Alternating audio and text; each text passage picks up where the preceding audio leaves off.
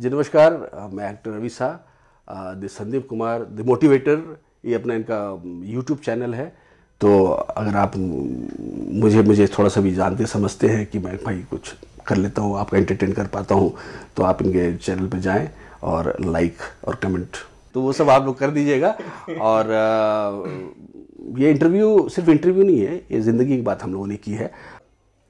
नमस्कार दोस्तों, इंग्लिश में एक लाइन है कि don't go where the path may lead you, go where there is no path and leave a trail.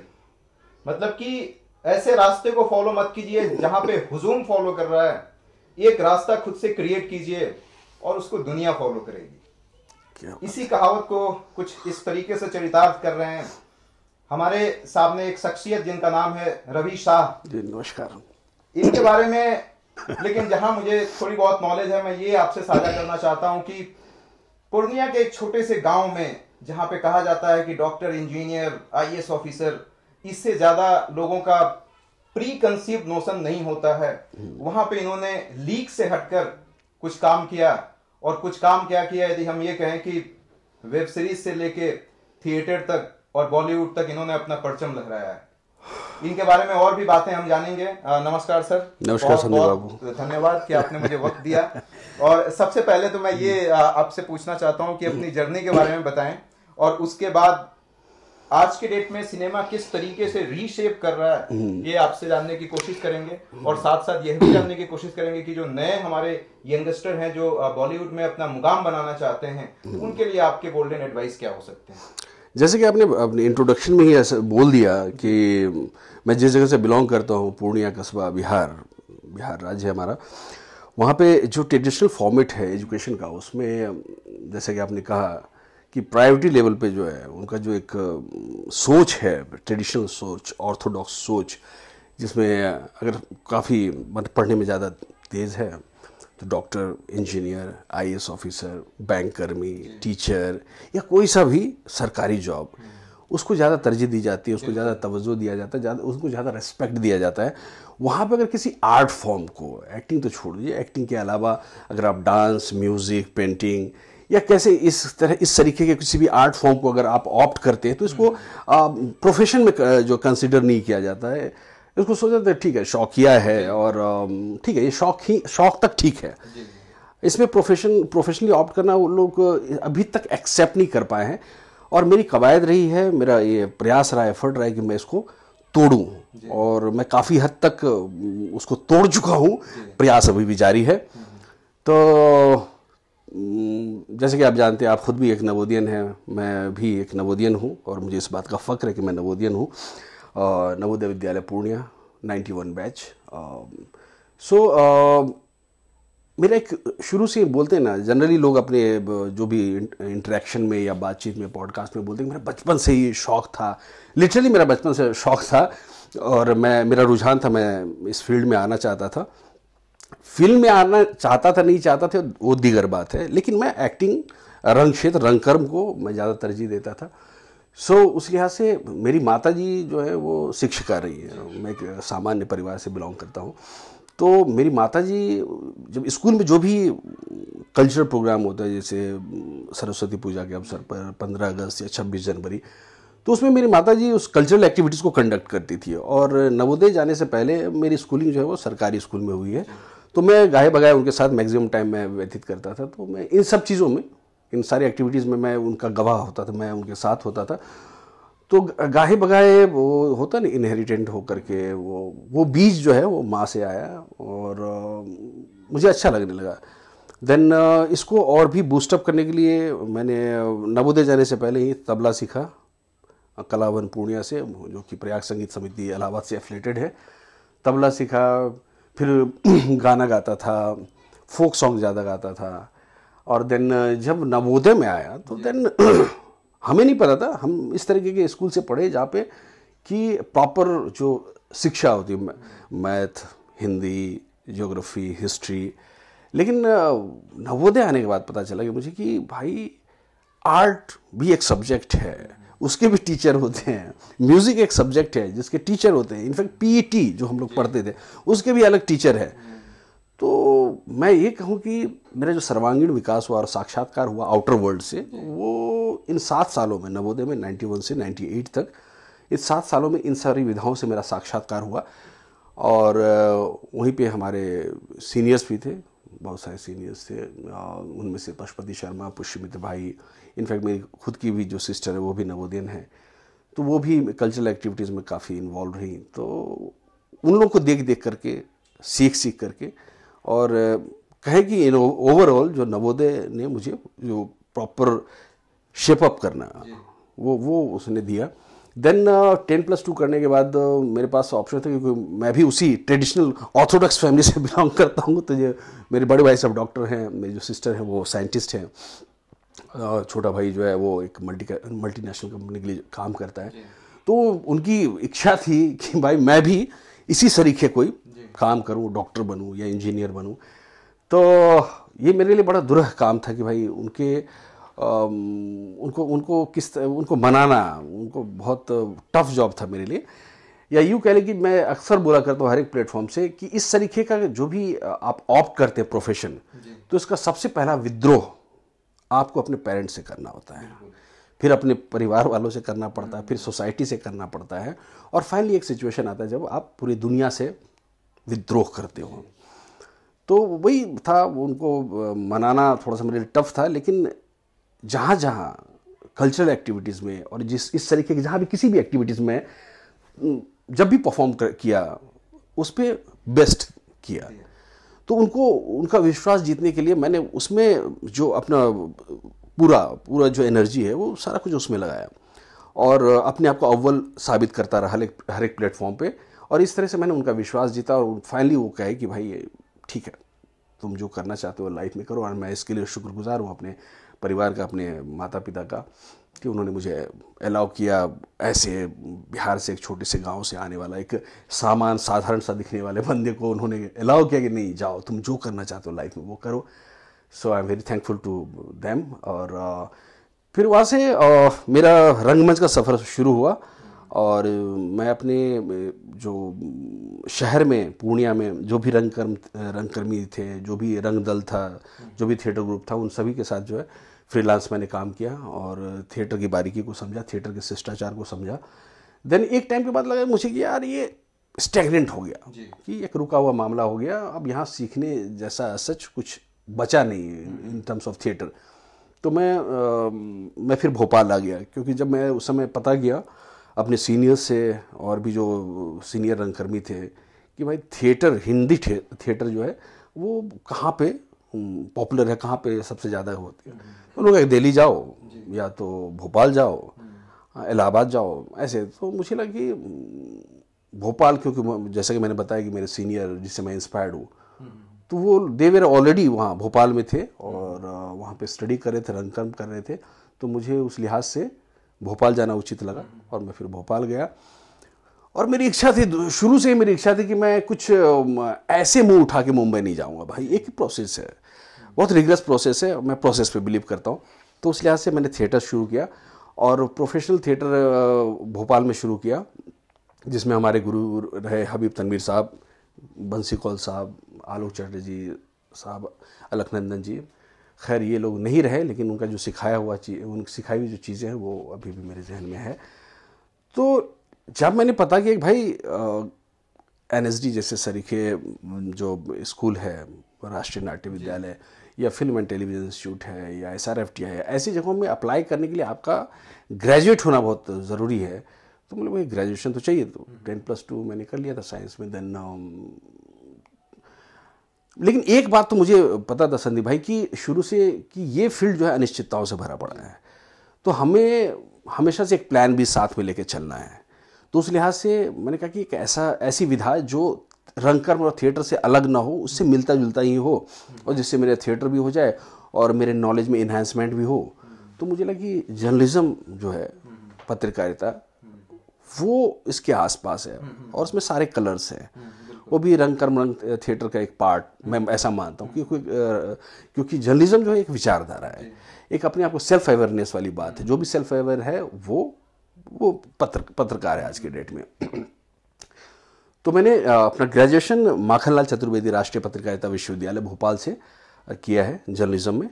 और उसके बाद मैंने काफ़ी दिन, जैसे मनोज भाई को भी मैंने बताया कि हमारे कैमरामैन हैं मनोज भाई ठीक है, सो उनको बताया कि मैं इस लिहाज से पंजाब केसरी जलंधर में भी एज सब एडिटर काम कर चुका हूँ। और उस समय ईटीवी अलग अलग स्टेट में लॉन्च हो रहा था, तो ईटीवी मध्य प्रदेश में मैंने एज एसोसिएट क्रिएटिव हेड मैंने काम किया। लेकिन कहते हैं ना, डेस्टिनी, मन जहाँ पे आपका सोल अटैच, कनेक्शन जहाँ फील करते हो, मुझे लगा यार job, I am not meant for the job, मैं जॉब के लिए नहीं बना हूँ। सो मैंने उसको छोड़ा, फुल टाइम थिएटर में आया और पूरा मतलब थिएटर में अपने आप को झोंक दिया। देन ग्रेजुएशन के बाद मैं एलिजिबल हो गया एनएसडी के लिए। एनएसडी मैंने 2003 में अप्लाई किया फर्स्ट टाइम ही मैं एंट्रेंस वर्कशॉप में था, पर उनका कुछ अंदरूनी मामला था जिसकी वजह से मेरा हुआ नहीं। उनका जनरली तक फर्स्ट अटेम्प्ट में वो लोग लेते नहीं हैं, उन्होंने कहा सेकेंड अटेम्प्ट दीजिए। मैं तो तब अंकुर जी डायरेक्टर थे, तो मैं वाई, अगर मैं एलिजिबल हूँ तो मेरा 1 साल क्यों ख़राब करना। तो उन्होंने नहीं दिया एडमिशन। इट्स ओके, कोई बात नहीं, वो मेरे लिए अच्छा ही हुआ। और जो होता है अच्छा होता है, बेहतर होता है। जो आपके मन का हो वो अच्छा है, जो ना हो वो और भी अच्छा है, ऐसा मैं मानता हूँ। क्योंकि ऊपर वाले ने अपना कैलकुलेशन लगा रखा है कि आपको कब कहाँ किस तरह से होना है। आप प्लान कर सकते हो लेकिन एग्जीक्यूशन आपके हाथ में नहीं है। तो वही हुआ। देन FTI 2004 हमारा जो एक्टिंग कोर्स है वो रिवाइव हुआ आफ्टर 28 ईयर्स। उसमें अगर दर्शकों को नहीं पता हो कि FTI क्या है तो मैं थोड़ा सा बता दूं कि ये इसका जो है फुल फॉर्म है film and television institute of India, जो कि पुणे में है और काफ़ी रेपुटेड है फिल्म मेकिंग के क्षेत्र में। एक रेपुटेड गवर्नमेंट इंस्टीट्यूट है जहाँ से आपके प्रकाश झा, संजय लीला भंसाली और डेविड धवन साहब और इनफैक्ट हमारे सीनियर्स में शत्रुघ्न सिन्हा साहब, मिथुन चक्रवर्ती, डैनी डोंगजप्पा और शक्ति कपूर, शबाना आजमी, बहुत सारे जो कि मंझे हुए एक्टर्स हुए हैं, कमोबेश वहीं के पास आउट हैं, जिसको हम प्रॉपर एक्टर बोलते हैं, परफॉर्मर बोलते हैं। तो वहाँ 2 साल मैंने लिटरली फिल्म से इंटरनेशनल जो है, जो वर्ल्ड सिनेमा है, उससे मेरा तारुफ हुआ। फिल्म की समझ हमारी शुरुआती दौर में बस गोविंदा, अमिताभ बच्चन, अनिल कपूर और 90s वाले फिल्म तक ही मेरा सोच वो वहीं तक सीमित था। लेकिन जब film and television institute of India FTI आया तो पता चला कि film making is an art. ये एक आर्ट फॉर्म है और इसकी भी पढ़ाई होती है।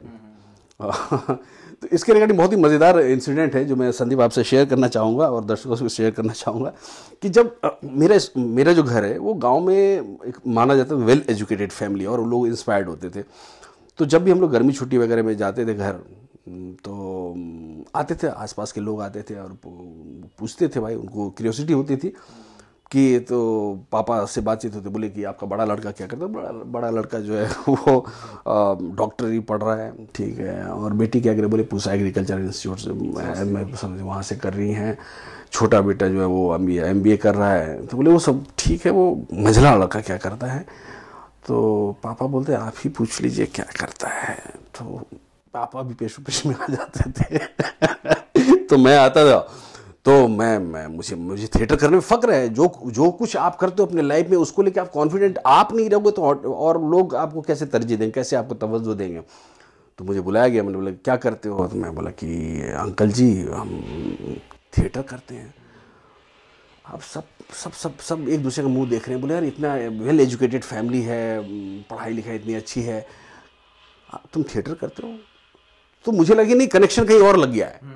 वो थिएटर वो वाला समझ रहे हैं ना, थिएटर बिमला थिएटर, शोभा थिएटर, वो रात भर वाला जो थिएटर होता है जो मेला वगैरह में लगता है। हमारे नहीं अंकल जी वो वाला थिएटर नहीं। थिएटर मतलब कि नाटक, प्ले, ड्रामा। अच्छा, ये तो हम लोग भी खूब कॉलेज टाइम पे किए हैं नाच नौटंकी, लेकिन करते क्या हो, दैट्स अ बिग क्वेश्चन, करते क्या हो। अब मेरे पास उस समय कोई जवाब नहीं था उसका, तो मैं मायूस हुआ। फिर जब मेरा FTI में होगा तो मुझे लगा नहीं अब मेरे पास जवाब है। फिर आए, बोले हाँ ठीक है, बड़े लड़के का पता है, जो इसका लड़की का पता है, छोटे लड़के का पता है, मंझला को बुलाइए। हम भी चौड़े में गए, बोले हाँ। बोले अंकल जी FTI मैंने एडमिशन ले लिया। तो लोगों को पता नहीं था, जनरली लोगों को नहीं पता कि FTI क्या है, इसलिए मैंने थोड़ा सा हवाला दिया कि FTI क्या है।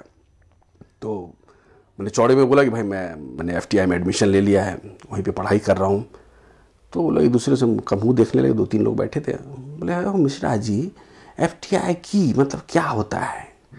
तो बोले अरे नहीं जाने, वही TTI वो जिसमें वो प्लम्बिंग और इलेक्ट्रिशियन वाला वो काम वाम सिखाते। बोले वाह, अभी बात हुआ तगड़ा, अब तुम जो है कुछ कर लोगे लाइफ में, खा कमा लोगे और तुम्हारी शादी वादी हो जाएगी। मैं बोले यार मैं समझा नहीं पाऊंगा। बोले नहीं अंकल जी, बोले एक्टिंग वहाँ पे जो है ना फिल्म के रिगार्डिंग कोर्स होता है, फिल्म की पढ़ाई होती है। बोले तो बोले तुम वहाँ क्या पढ़ते हो? हम बोले एक्टिंग पढ़ते। बोले अच्छा जी, हम ही को बनाते हो बेटा, एक्टिंग भी कोनो पढ़ने वाला चीज़ है? ये जो अमिताभ बच्चन और ये सब जो है जितेंद्र भाई सब पढ़ के हुआ है। बोले ये आपको बेवकूफ़ बना रहा है। मेरे बाबूजी को बोले अरे अर्जुन जी ये बेवकूफ़ बना रहा है लड़का आपका। फिर कोई जवाब नहीं, फिर मायूस हो गया। फाइनली मैं उन लोगों को जवाब दे पाया 2 मार्च 2012, जब मेरी पहली फिल्म आई पान सिंह तोमर, और मेरे शहर में बड़े ही धूमधाम से मेरे अलग से होर्डिंग बनाई गई थी और गाजे बाजे के साथ लोगों ने उसको सेलिब्रेट किया। और तब जाके उन लोगों को जवाब मिला कि नहीं भाई मैं करता क्या हूँ एक्चुअली, आज वो मैंने प्रूव करते। तो it's a very very tough job, उनको कन्विंस करना, उनको बताना। तो वो मानते ही नहीं है, उनको बताना पड़ता है। आप जब फिर वही लोग आए, अरे हम ना कहते थे अर्जुन जी कुछ न कुछ अच्छा करके, छुपाता था बताता नहीं था। देखिए हैं, नेक्स्ट क्वेश्चन है सर इसी से रिलेटेड कि पान सिंह तोमर में बलराम सिंह तोमर की भूमिका आपने अदा की थी शायद, उसने किस हद तक आपके एक्टिंग स्किल्स को रिफाइन किया? देखिए पान सिंह तोमर मेरी पहली फिल्म है इंस्टीट्यूट से निकलने के बाद। तो ये मेरे लिए क्या था ना कि जो कुछ भी मैंने इंस्टीट्यूट में सीखा उसका लिटमस टेस्ट था। उसको ऐसे समझ ले कि आप स्विमिंग जो है स्विमिंग पूल में सीख रहे हैं और कट टू आपको समंदर में तैरना है। वहाँ पे पानी थिरा हुआ है, क्लियर क्रिस्टल वाटर है, 2 feet 3 feet 4 feet 8 feet 12 feet वो दिख रहा है। लाइफ जैकेट भी है, सब कुछ है, आसपास लोग भी हैं, पानी थिरा हुआ है बिल्कुल, और आप उसमें स्विमिंग कर रहे हैं और आपके कंपटीशन में 5-6 लोग हैं। वहाँ पे है, उस कंडीशन में हमने स्विमिंग सीखी। अब वो सीखने के बाद सीधे मुझे समंदर पे लाके पटक दिया गया, मुंबई। अब वहाँ पे समंदर है, तैरने की प्रक्रिया सेम है लेकिन जगह सिचुएशन चेंज है। समंदर में तैरना है, कब ज्वार आएगा, कब भट आएगा, कब चीज़ें उलट पलट होगी, यू नेवर नो। और कब जो है, और आपके साथ जो कंपटीशन में दौड़ने वाले लाखों लोग हैं और कहाँ तक स्विमिंग करना है वो भी नहीं पता है, वो अनंत है दिख रहा है।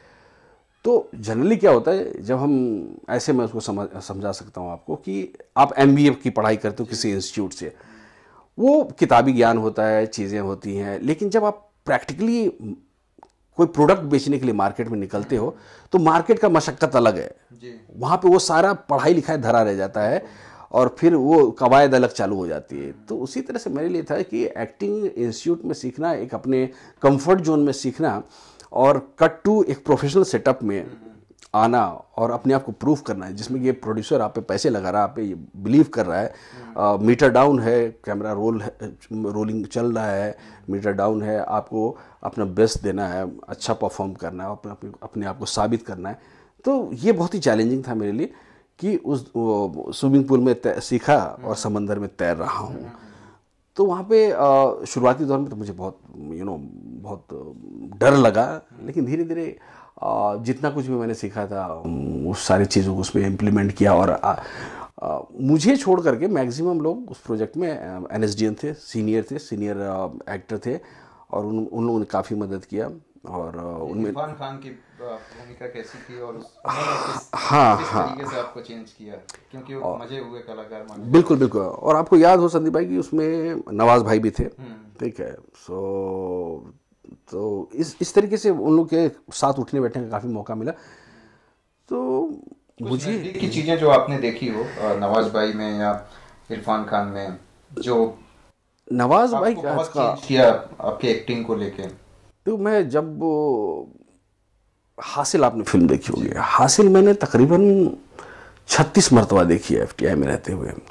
और मुझे जो इरफान सर की एक्टिंग है, जो रियलिस्टिक एक्टिंग है, लग नहीं रहा होता कि वो एक्टिंग कर रहे हैं। वो मुझे काफ़ी अट्रैक्ट करता था कि भाई यार बंदा एक्टिंग हो तो रहा है एक्टिंग, लेकिन हमें ऐसा फील नहीं हो रहा कि वो एक्टिंग कर रहे हैं। तो जब उनके साथ 2-4 सीन मैंने कर लिया, जब मैं काफ़ी कंफर्टेबल हो गया, तो मैंने उनसे पूछा कि तो बताया कि मैं उनका कितना बड़ा फ़ैन हूँ। तो उनको बताया कि सर ऐसा ऐसा है और मैं ऊपर वाले का शुक्रगुजार हूँ, पहले प्रोजेक्ट में मैं आपके साथ कर रहा हूँ। तभी नवाज़ भाई नहीं थे, नवाज़ भाई थे, एक्टर थे, इंडस्ट्री जानती थी, पर नवाज़ भाई नहीं हुए थे।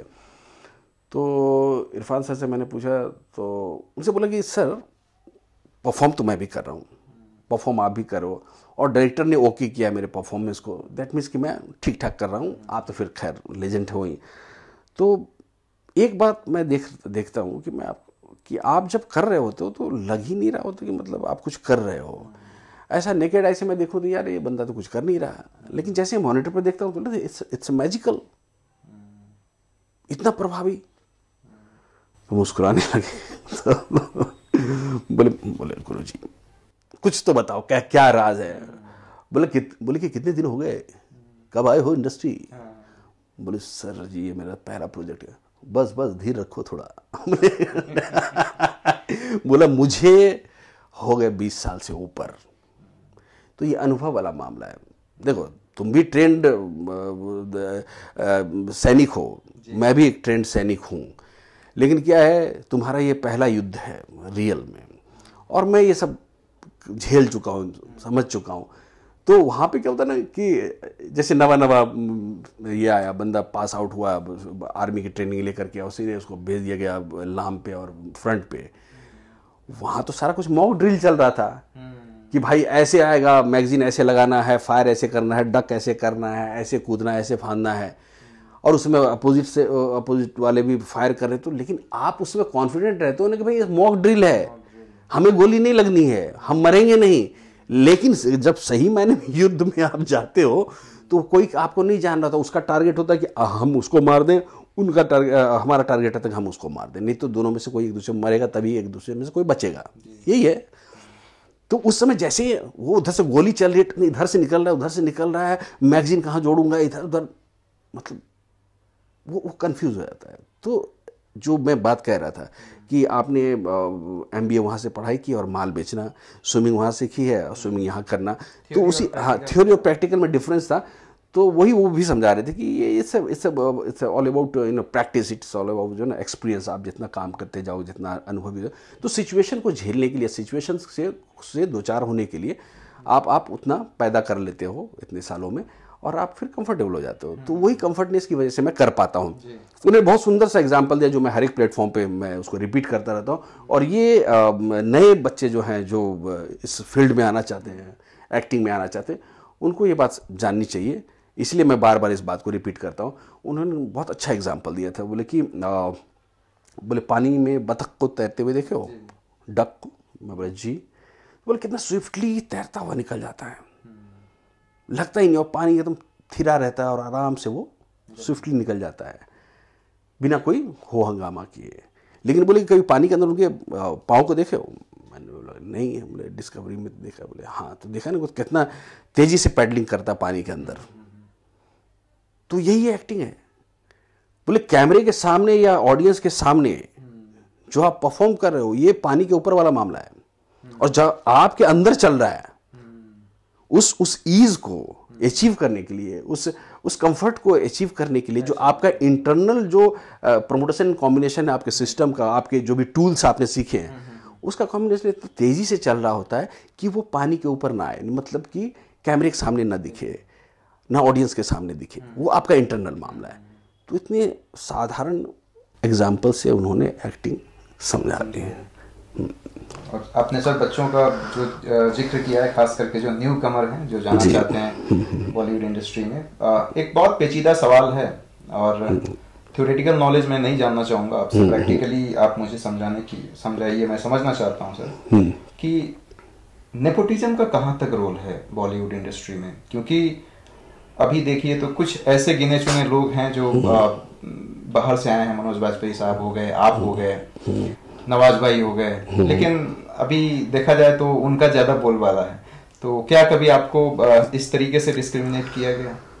देखिए संदीप भाई, मैं देखो नेपोटिज्म को उतना मानता नहीं, क्योंकि देखो सिंपल सा लॉजिक क्या है कि जो कुछ भी मेरे बाप दादा ने किया है, जैसा भी अर्न किया है, जो भी, उनके बाद वो ट्रांसफ़र हमें ही होगा ना, थाती हमें ही मिलेगी ना। तो अगर आपके फादर का जो है बहुत बड़ा बिजनेस है और आप उनके पुत्र हैं, तो वो बिजनेस किसको ट्रांसफ़र होगा? जैसे अभी अंबानी का कोई भी बिजनेस किसको ट्रांसफ़र, जो उनके फादर थे, फिर जाके इनको मुकेश अंबानी जी को ट्रांसफ़र हुआ, फिर अब उनके बेटे को ट्रांसफ़र होगा। तो आई मीन कि जो कुछ भी हमारे जो पेरेंट्स ने किया है या फोर फादर्स ने किया है, तो उनका किया धरा अच्छा या बुरा दोनों तो हमें ही भोगना होता है ना। तो अगर बुरा भोगने के लिए तैयार तो अच्छा भी वही भोगेगा। तो दैट मीन्स कि जो कुछ भी उनके फोर फादर ने, जैसे कि आप मान लो कि ये पृथ्वीराज कपूर साहब आए, वो आए थे तो ऐसा तो नहीं था कि तस्तरी में लगा के सब मिला था उनको। वो तो रूट से उन्होंने शुरू किया, थिएटर से शुरू किया, हाँ, सोहराब मोदी के साथ शुरू किया, चीज़ें शुरू की, और फिर जाके फिर नेक्स्ट जनरेशन थोड़ा सा और अपलिफ्ट हुआ, फिर उसका नेक्स्ट, तो वो हस्तांतरित होता जाता है। तो मैं इसको नेपोटिज्म मानता ही नहीं।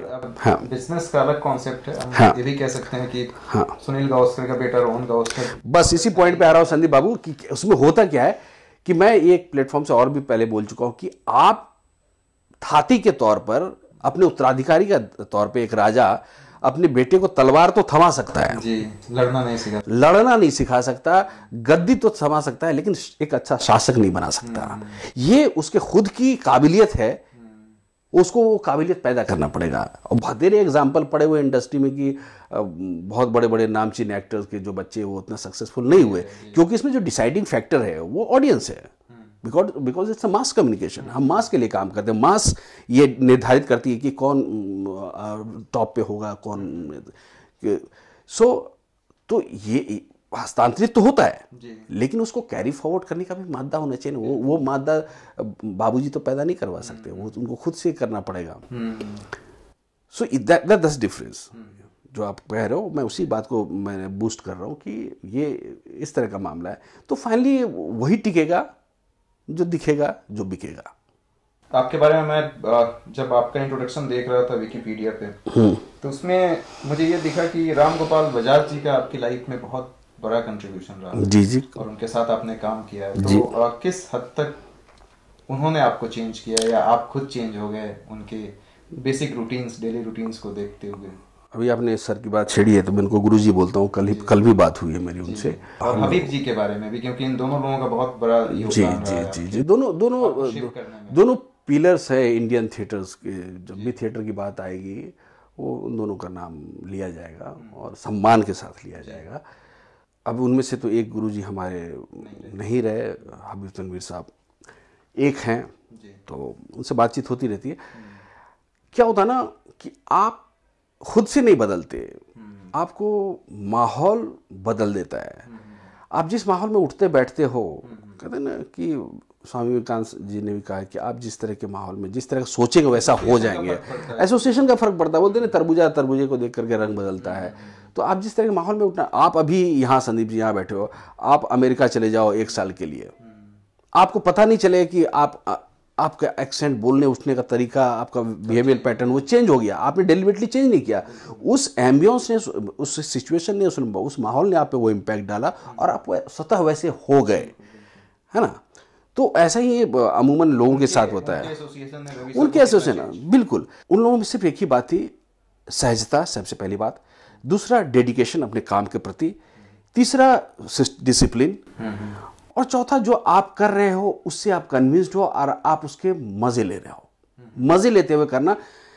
इसलिए बहुत ये बड़ी बात है कि आपका पैशन ही प्रोफेशन हो जाए तो इससे बेहतर बात नहीं हो सकती। और मुझे नहीं लगता कि इंडिया में हार्डली 2 to 3% लोग हैं वो जो वही कर रहे हैं जो हमेशा से वही करना चाहते थे, जो वो हैं।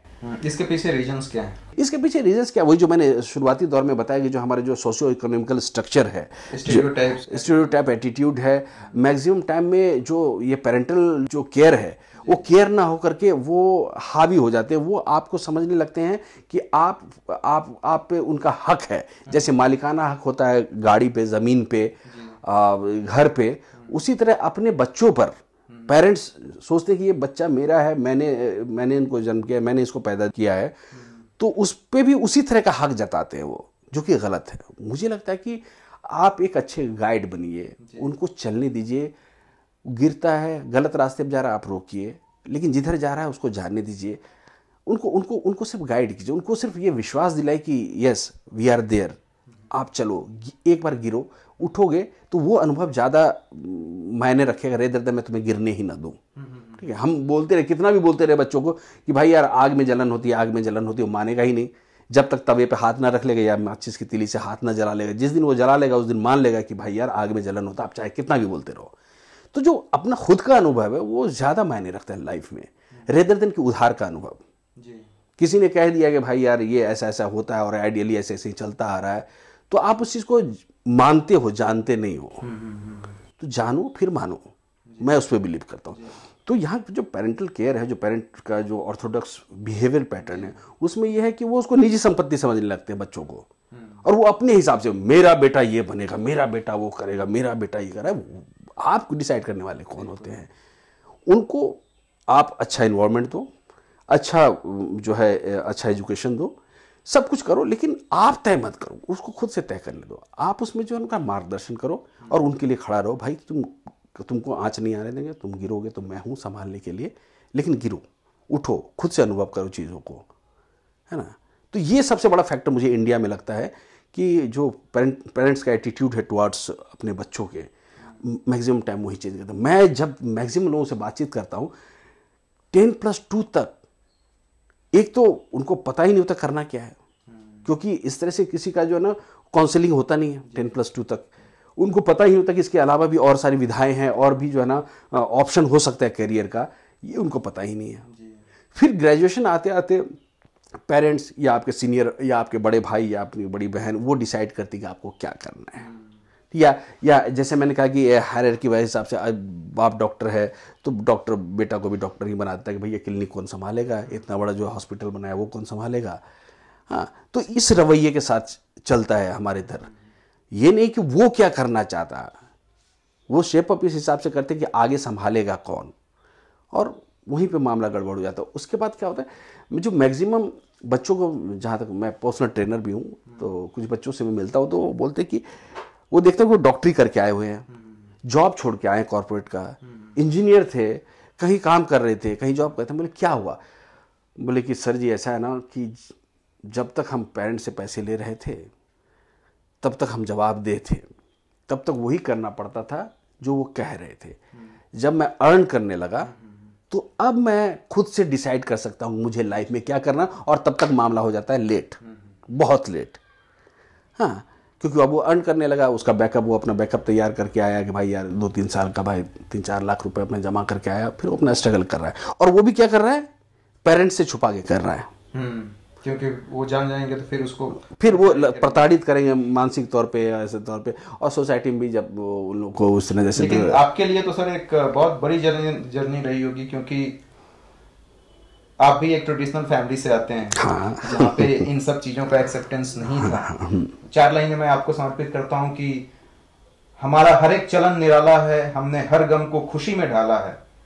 और लास्ट की 2 लाइनें आपके लिए रवि सर कि हमारा हर एक चलन निराला है, हमने हर गम खुशी में ढाला है, और जिन हादसों से लोग मरते हैं हमें उन हादसों में पाला है। क्या बात है, क्या बात है संदीप भाई, शुक्रिया शुक्रिया। जानना चाहता हूँ कि अभी आप एक मुकाम पे हैं, अभी सारी चीजें comparing to your past easy हैं, लेकिन एक ऐसा वक्त रहा होगा जब एक्सेप्टेंस नहीं थी आपको, आपकी फैमिली में भी और आपके आसपास के रिलेटिव्स में भी। उस समय कहीं ना कहीं स्ट्रेस और एंजाइटी जैसी सिचुएशन आपको कभी न कभी तो आती होगी सर। देखिए सनी भाई, वैसे उस जर्नी को सर आपने किस तरीके से मैनेज किया, यदि ये बता पाए तो जो हमारे दर्शक हैं जो कुछ डिफरेंट काम करना चाहते हैं और उसमें उनको बहुत ज्यादा ऑब्स्टिकल झेलना पड़ता होगा अपनी फैमिली से, बाकी लोगों से, और कभी कभी कुछ लोग तो सुसाइड तक कर लेते हैं। बिल्कुल। तो वैसी सिचुएशन में आपने अपने आप को कैसे मैनेज किया, कैसे सब कुछ बैलेंस किया, और आज के डेट में आपने इस मुकाम पर? संदीप भाई, सबसे पहली बात तो ये है कि मैं इस फील्ड में ग्लैमर देख करके और पैसा देख कर आया नहीं, और अभी भी नहीं भागता, टू बी फ्रैंक। हाँ, नहीं भागता। देखिए पैसा है तो मैं पहले भी कमा रहा था, जैसे कि मैंने बताया कि मैं 2002-2003 में ही मैंने जॉब ज्वाइन कर लिया था, जिसके लिए लोग मरते थे तो कि भाई यार मुझे जॉब हो जाए, मुझे जॉब हो जाए। मैं पत्रकारिता में जर्नलिज्म, जैसे मैंने बताया कि पंजाब कृषि में सब एडिटर था, ईटीवी में मैंने जॉब किया।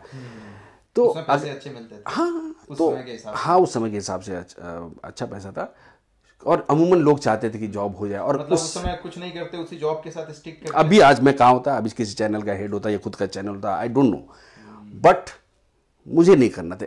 मैं एक्सीडेंटल नहीं हूँ, इट वॉज माई चॉइस। मैं डिलिबरेटली आया हूँ। और इसको कहते हैं कि घर फूक के तमाशा देखने वाली बात है, हर एक कोई के बस की बात नहीं, जो आपने कहा नहीं हो सकता। कैसे अपने आप को वो जुनून पालना होता है, वो जिद और जुनून पालने के लिए आपको हर एक किस ताक पे रखना पड़ता है, कौन क्या बोलता है, कौन मेरे बारे में क्या सोचता है। मैंने कभी आपने बताया सर कि एसोसिएशन का फर्क तो पड़ता है, ठीक है।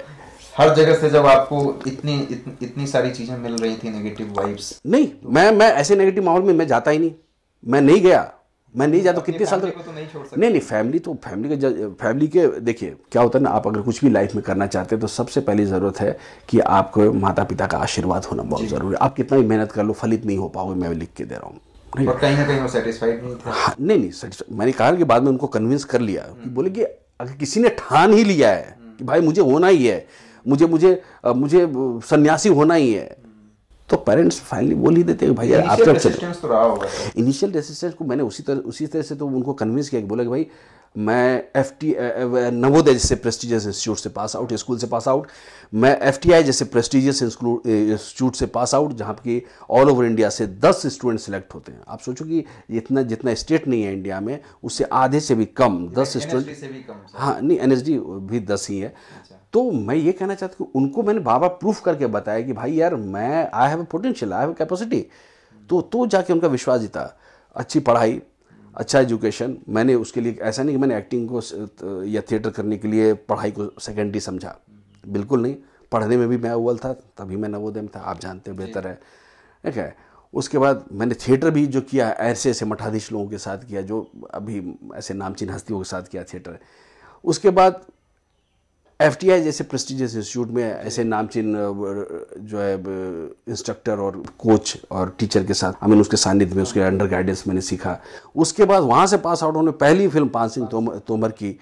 तो इट्स अ बिग थिंग। मतलब मैंने कभी भी किसी स्टेज पे ऐसा नहीं किया कि मतलब कि उनको नीचा दिखाया हो, या वो थोड़ा सा शुरुआती दौर में किसी भी क्षेत्र में आप ही UPSC की तैयारी करवाते हो, अब इतने लोग एस्पायरेंट आते हैं, तो आप जब उससे बातचीत करते हो, एक में गया, पहले जो है रिटन क्लियर हुआ, मेंस में नहीं हुआ, इसमें फिर इंटरव्यू में छट गया, तो शुरू में जवाब नहीं दे पाते, लेकिन जिस दिन वो क्लियर कर लेता है जी, तो फिर वो सिरमौर हो जाता है पूरे अपने क्षेत्र का।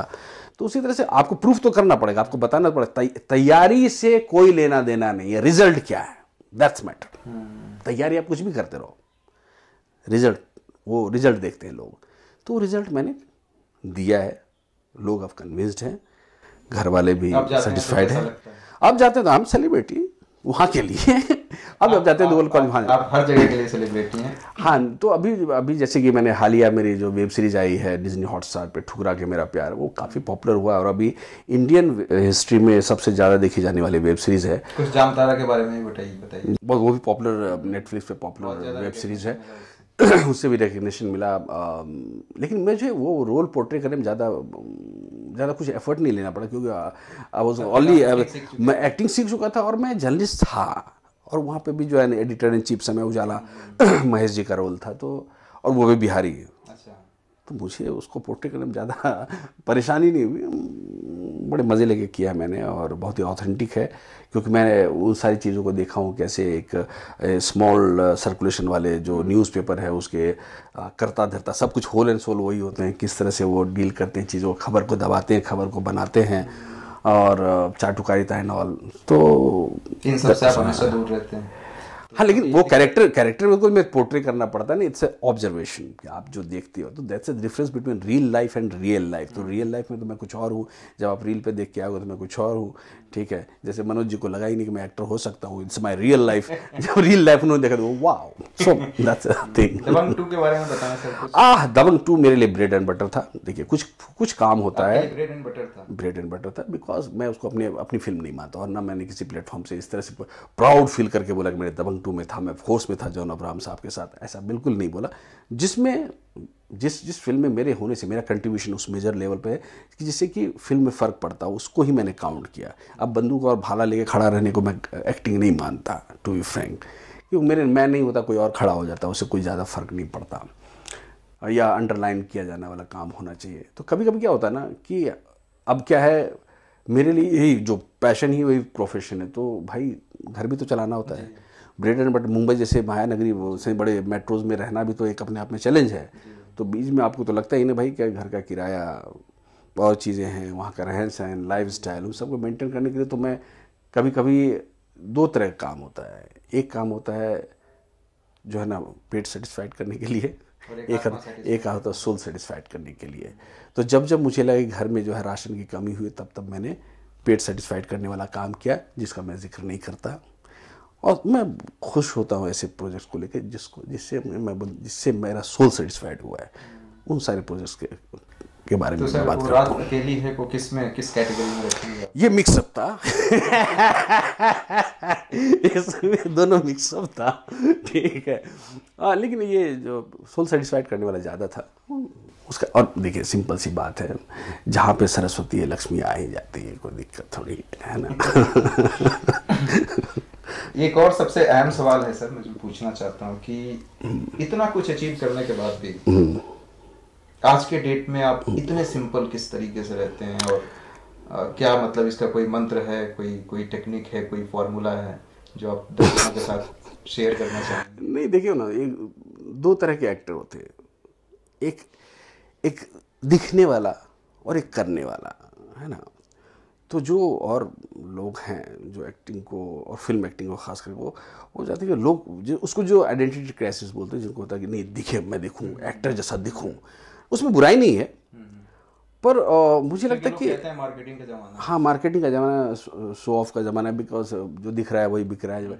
लेकिन मुझे लगता है कि there should be difference between real life and real life. Okay, वो जो हम परफॉर्म कर रहे हैं वो कैमरे के सामने या ऑडियंस के सामने सही है, लेकिन आप रियल लाइफ में अपने पर्सनल लाइफ में भी उसको इंक्लूड कर देंगे तो आई मीन आप फिर कहाँ हो। तो मैं ऐसा मानता हूँ कि एक तो जो आप अचीवमेंट की बात कर रहे हैं, that's not a big achievement for me till now. हम लोगों के लिए तो बहुत बड़ी अचीवमेंट है। ठीक है। तो दूसरी बात मुझे लगता है कि ना ये अननेसेसरी लगेज एंड बैगेज है। आपके पास जितना लगेज कम होगा, सफ़र उतना ही आसान होगा, और चोरी भी चले जाएगा तो आपको थोड़ा मलाल नहीं होगा, है ना।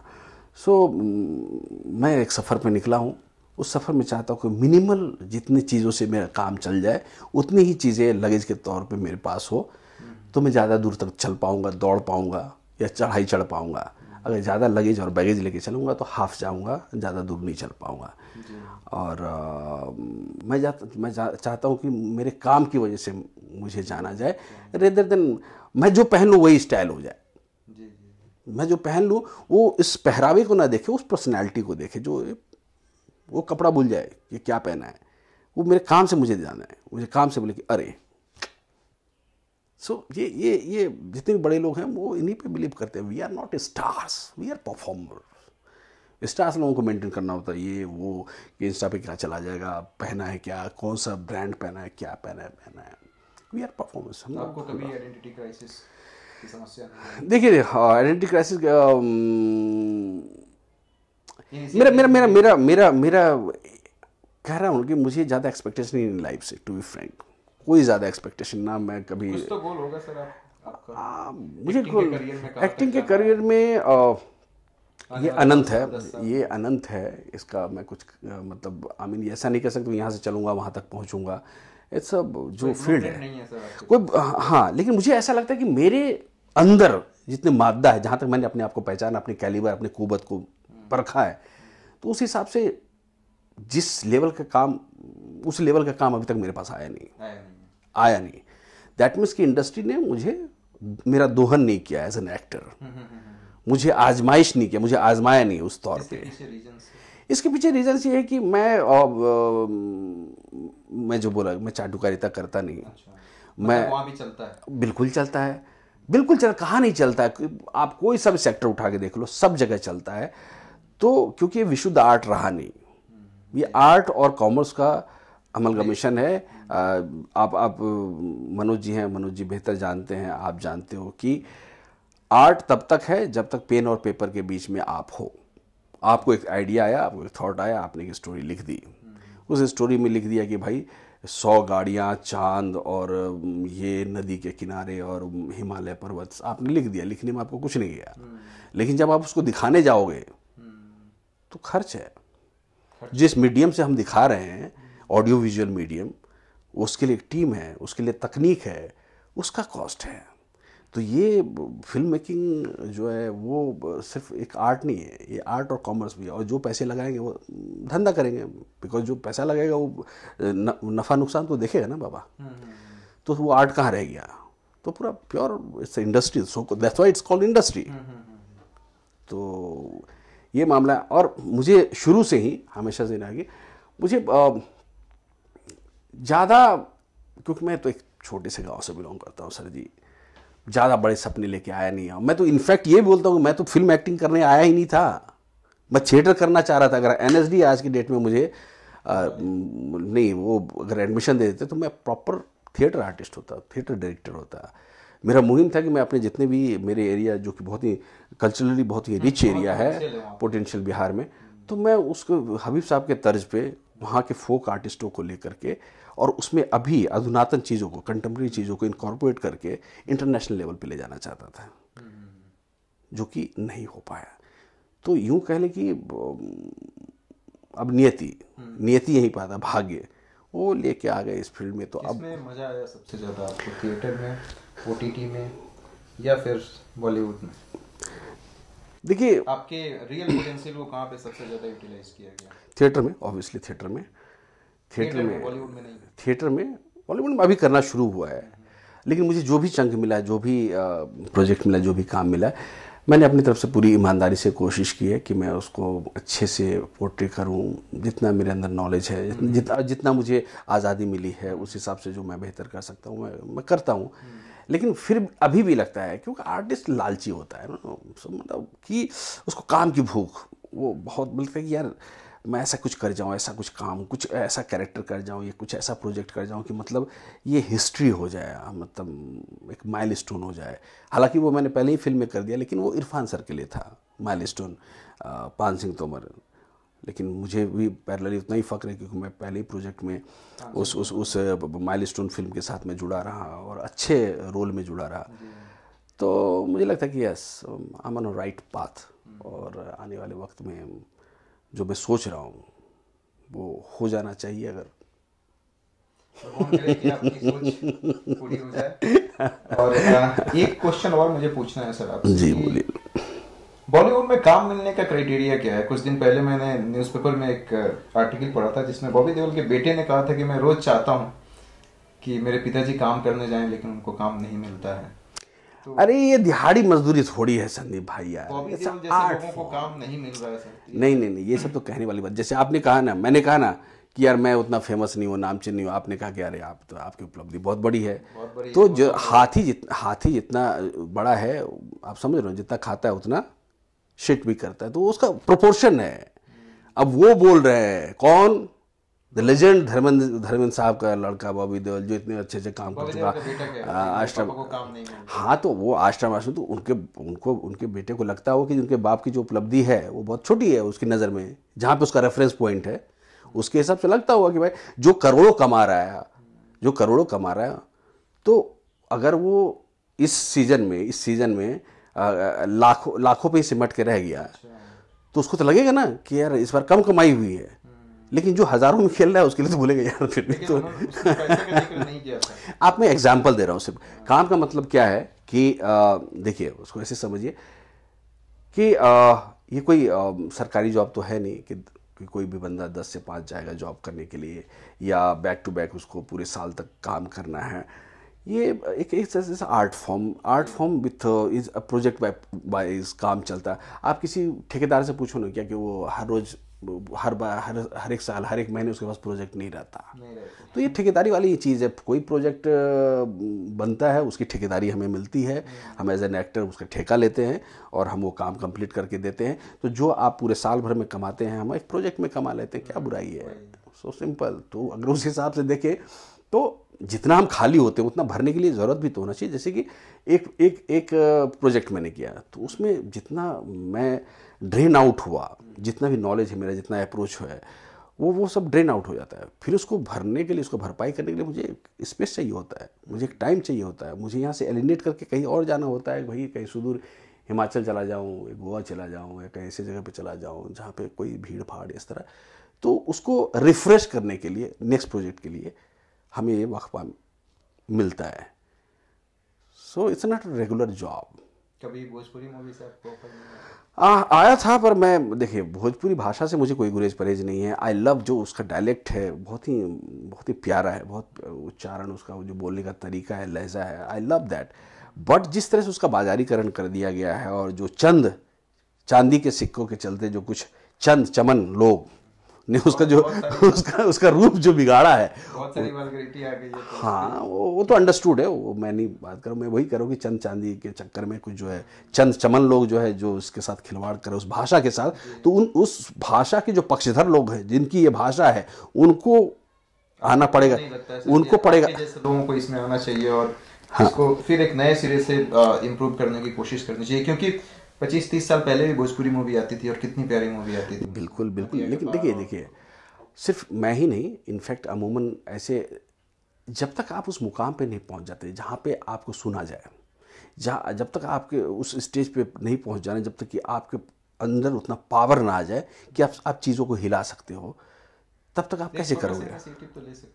इनिशिएटिव ले रहा हूँ, इस मंच पे आप लोगों के सामने बोल रहा हूँ कि मैं भोजपुरी भाषा को तरजीह देता हूँ। आई लव भोजपुरी, उनका slang, I love that slang. अभी भी मैं भोजपुरी फिल्में उस सलीके के जो उस समय की फिल्में थी, गंगा किनारे मोरा गाँव, ये जो है छठी मैया तोरा पेरी चढ़े वो, या भैया दूज, इस तरह की फिल्में मुझे काफ़ी इंस्पायर करती थी। उसमें जुड़े उन समय जो है हिंदी पट्टी के ही लोग, हिंदी फिल्म मेकिंग के ही लोग भोजपुरी फिल्म भी बनाते थे। ठीक है, सिंगर भी आप देखोगे महेंद्र कपूर और लता जी, आशा जी गाती थी गाना, आज नहीं गाती हैं। आजकल खेसारी लाल गाता है, आज पवन सिंह। तो ये और वो लोग कहाँ से चल के आए हैं आप ये भी देखने वाली बात है। ठीक है, रात भर रत जग्गा प्रोग्राम करने वाले लोग हैं जिनको उन्होंने सराह को बढ़ा लिया। किया जा सकता है सर, क्योंकि आप भी बिहार से बिलोंग करते हैं। हाँ। तो कहीं ना कहीं आपकी भी जवाबदेही बनती है एज एन एक्टर, देखिए responsible citizen of your state. ठीक है, सबसे पहले मैं बता दूं, there is confusion between Bhojpuri and Angika and Maithili and Magahi. पूरे बिहार की बात कर रहा हूं। पूरे बिहार को रिप्रेजेंट नहीं करता है भोजपुरी। आपको ऐसा लगता होगा संदीप भाई, लेकिन मुझे नहीं लगता कतई, क्योंकि भोजपुरी नहीं, भोजपुरी ये पर्टिकुलर मैक्सिमम जो है ना यूपी केंद्र है इसका, भोजपुरी का। भोजपुरी खत्म हो जाता है, यह दम तोड़ने लगता है पटना से, आरा तक आते आते पटना से पहले ही भोजपुरी दम तोड़ देती है। ठीक है, और हम पटना मानते हैं, पटना के बाद ही हम बिहार मानते हैं। ठीक है, लेकिन छपरा सिवान में बोला जाता है। लेकिन मैं जिस इससे क्षेत्र से, जिस अंचल से बिलोंग करता हूँ, हम वहाँ अंगिका बोलते हैं। की बाहर लो छे, की करी लो छे, ने जाहिर लो छे, आविर लो छे, अंग प्रदेश, कर्ण का प्रदेश। हम भोजपुरी हम कभी बचपन से भोजपुरी नहीं बोले, चीज़ों को नहीं बोले। हम हमारे मैथिली भाषा भाषी है, अंग प्रदेश के अंगिका भाषा भाषी है। तो ये मेजर पट्टी जो है वो यूपी और बिहार का सटा हुआ इलाका, ये भोजपुरी प्रदेश है। थोप दिया गया है बिहारियों पे, वो अलग बात है। लेकिन अभी भी आप जाएंगे, खांटी ज़्यादा बोलने वाले लोग हैं, भदेश बोलने वाले, मगही बोलने वाले। पटना से मगही शुरू हो जाता है, उसके बाद अंगिका शुरू हो जाता है, उसके बाद मैथिली चालू हो जाता है, फिर सुरजापुरी का भी कुछ है एरिया जो दार्जिलिंग और इससे सीमा से सटे हुए बांग्लादेश से सटा हुआ मामला है। तो आप बिहार को सिर्फ एक लैंग्वेज पे नहीं बांध सकते कि भाई भोजपुरी मतलब बिहारी। नो, मैं नहीं मानता।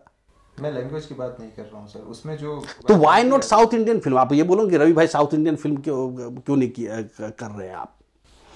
भोजपुरी का देखिए सिंपल सी बात है, जिनकी जिम्मेदारी है उस जिम्मेदारी मेरा भी कंट्रीब्यूशन होना चाहिए। लेकिन मैंने ये बात कही ना कि जब तक मैं इस मैं इस मोहल्ले को सुधार दूंगा।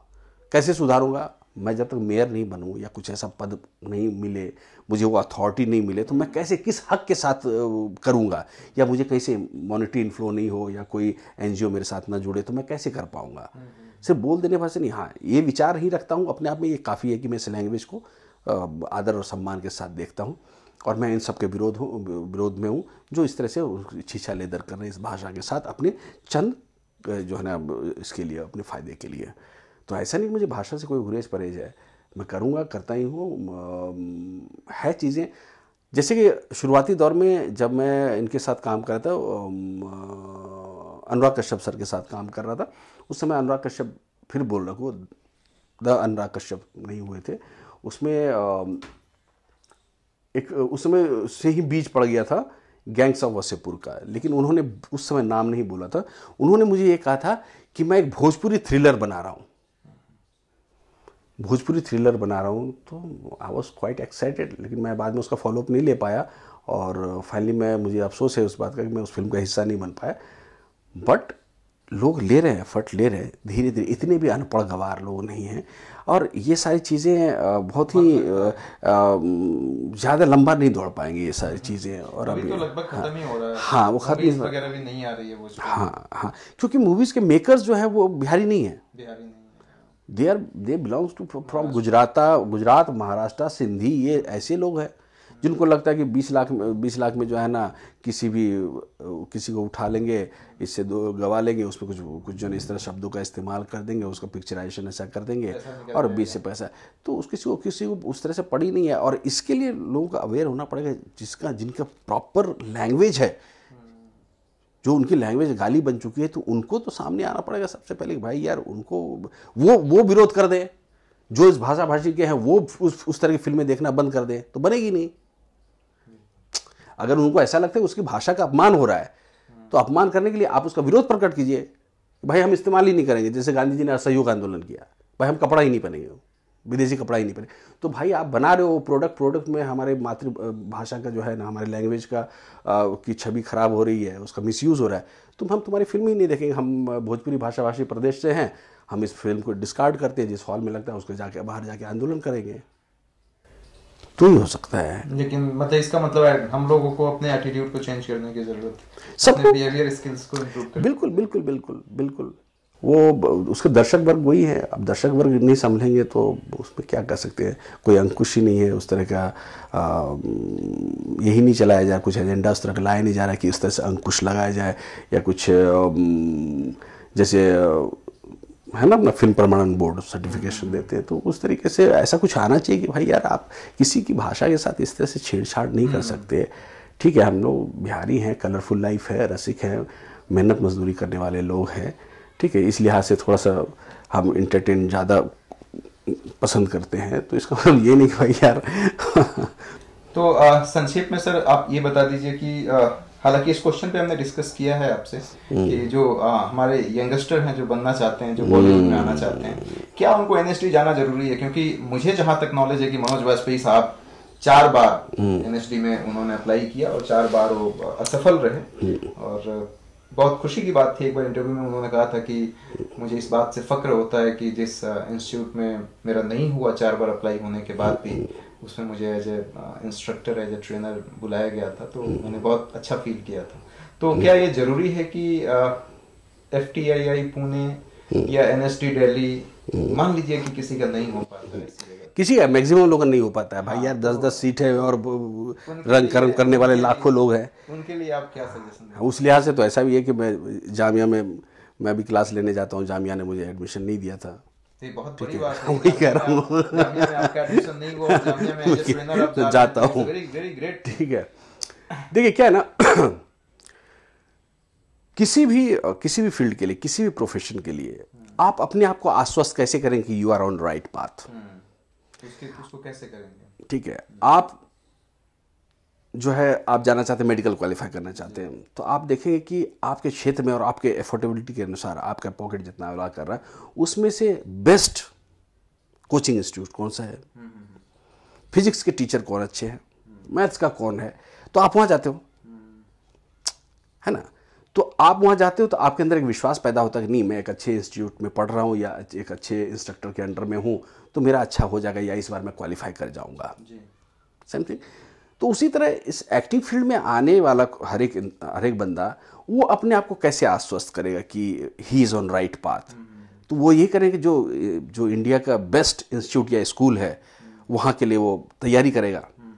आप क्यों नहीं सर एक कोई एकेडमी खोल देते हैं? नहीं वो तो फाइनल रिसोर्ट है, जब मैं लगेगा नहीं भाई यार मैं तो वो है एजेंडा, कुछ कंट्रीब्यूशन आपका भी रहे। नहीं एजेंडा है उस एजेंडा में शामिल है, लेकिन अभी नहीं, अभी वक्त है, अभी तो मैंने शुरू किया भाई। हाँ ठीक, जैसे बोला कि देखिए रोज डिफरेंस तो कोई भी व्यक्ति उस अपने बेस्ट अपॉर्चुनिटी को इनकैश करने के लिए, अपने आप को कंसोल करने के लिए, अपने आप को विश्वास गेन करने के लिए, आश्वस्त करने के लिए कि he is on right path, वो सारी चीज़ें करता है। जैसे कि एक बंदा है जो थिएटर एक्टिंग करना चाहता है, तो वो क्या करता है, सबसे पहले थिएटर ज्वाइन करता है।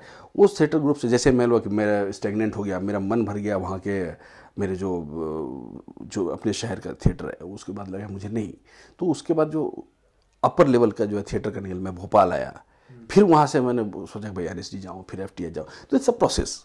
तो मैं प्रोसेस पे बिलीव करता हूँ और वही मुझे कॉन्फिडेंस देता है। और इसको इस तरह से समझो कि आप जब कोई गेम खेलते हो, एक शुरुआत पहले स्टेज पे जाते हो, बहुत इजी सा होता है, खट खट आप क्वालिफाई कर देते हो, फिर नेक्स्ट स्टेप का दरवाजा खुलता है, फिर वो आप करते हो।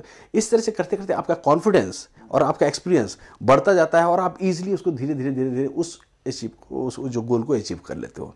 और उसमें क्या मरता असफल भी होते हो, लेकिन फिर से आप प्रयास करते हो, और जो लेवल आप ऑलरेडी क्रॉस कर चुके हो तो धर क्रॉस हो जाता है। तो कहने का मतलब ये है कि हर एक बंदा जो कोई भी इस फील्ड में आना चाहता है उसको इस प्रोसेस से तो आना ही चाहिए। ठीक है, प्रोसेस में नहीं हुआ वही उस पर आ रहा हूँ मैं कि अगर उस प्रोसेस में, जैसे कि मैंने शुरू में ये बोला कि NSD या FTI जैसे सरीखे चीज़ों में बहुत ही कम सीट है, 10 है, तो अगर उसमें किसी का नहीं होता तो इसका मतलब ये नहीं कि वो इस विधा में नहीं आ सकता है या उसकी काबिलियत पे कोई शक है।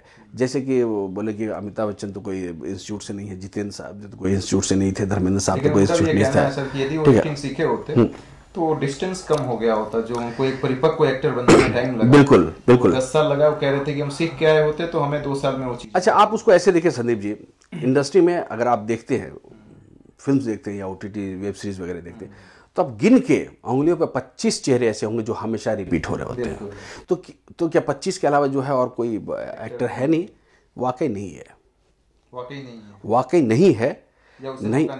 नहीं, मौका मिलने वाली बात नहीं है, आपकी तैयारी नहीं है भाई साहब, आप दावेदारी प्रस्तुत नहीं कर पा रहे हो, आप दावेदारी प्रस्तुत नहीं कर पा रहे हो। ऑडिशन खुला हुआ है, लेके जाओ रोल, यही होता है ना, आप ऑडिशन दो, अपने आप को प्रूव करो और रोल लेके जाओ। उसमें कुछ पॉलिटिक्स होती है। पॉलिटिक्स की बात नहीं करता, पॉलिटिक्स स्क्रीन पे क्या पॉलिटिक्स हो जाएगा भाई? है कोई क्या सरकारी जॉब है कि एक बार आप किसी के इसमें सिफारिश पे अंदर हो गए और काबिज हो गए और आप एंजॉय कर रहे हैं उस जॉब को? ऐसा तो है नहीं, हमें हर एक टेक पे प्रूफ करना पड़ता है। हम दिखने वाले इसमें हैं, ऑडियो विजुअल में है, मुझे दिखा और बोला और सुना जाएगा। जैसे कि मैंने बोला तलवार थमा दोगे, युद्ध जीतने की कला खुद से, कौशल तो आपको खुद से डेवलप करनी पड़ेगी।